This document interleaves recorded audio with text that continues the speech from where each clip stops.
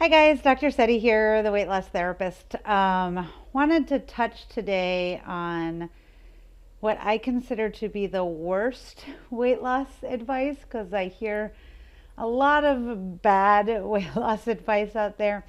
And I thought I'd highlight some of my particular favorites. The first one is something you've all probably heard, which is a calorie is just a calorie.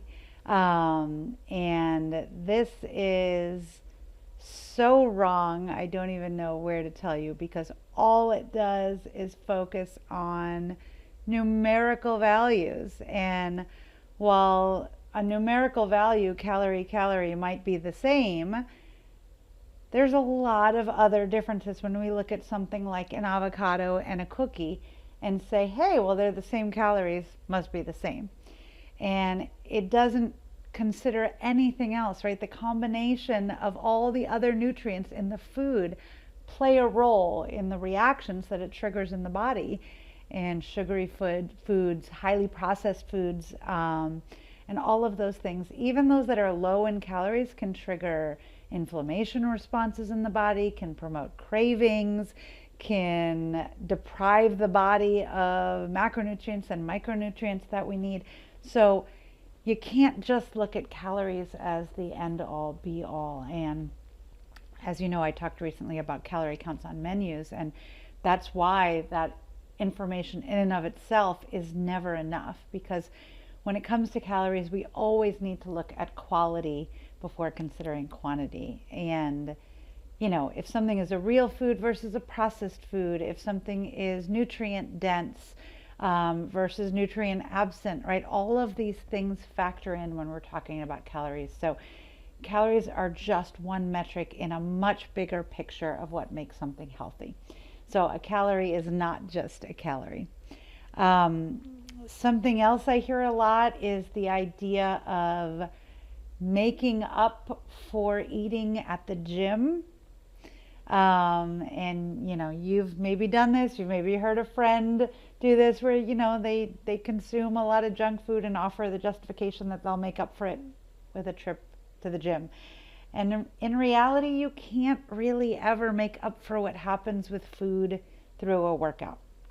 Um, Healthy food can definitely fuel a good workout, but if you're looking to make up for what you've eaten at the gym, you would be in the gym for hours upon hours each and every day to even come close to burning the calories that you take in from a binge or kind of an overindulgence. And nothing you do at the gym can make junk food provide the nutrients that you need. So there really is no make up for it at the gym. Does working out help? Certainly, it's a good thing to do, but you really need to consider what you eat as a tool to help you perform your best at the gym rather than a trip to the gym being, a free pass to overindulge, right? Your workout shouldn't be a punishment. Your workouts are a way to take care of your body, to promote health in your body, to make you feel good. And we don't want to create this unhealthy relationship with the gym where we're looking at it as a way to make up for what we've done. The third thing I hear often, and I mean that I've said in the past, and I even catch coming out of my mouth, is the idea of having cheat days, regular cheat days. The idea of cheating on your diet, right, is commonly spouted advice from a range of different diet mentalities. And the problem with this is this philosophy makes your eating habits seem like they're this restricted temporary diet rather than an optimal way of eating. And if we want to sustain anything, we need to consider the way we eat as a lifestyle that we follow to feel our best rather than restrictions that we're trying to break free of from on a regular basis. And the reality is we all need to feel free to indulge in a treat every now and then. It helps us from keep us from feeling deprived, but we don't need to regularly schedule a day to cheat because the idea of cheating implies that we're doing something wrong by eating that thing. And if you want a cookie, you should be able to have a cookie. It shouldn't be cheating. It shouldn't be doing something wrong. It should be something that you're just splurging on and allowing yourself to have, not something that you're cheating with or doing something wrong. So those are the three, my top three. Obviously, there's a lot more. I'm sure you've heard plenty. But those are my top three. Those are things that don't really benefit you.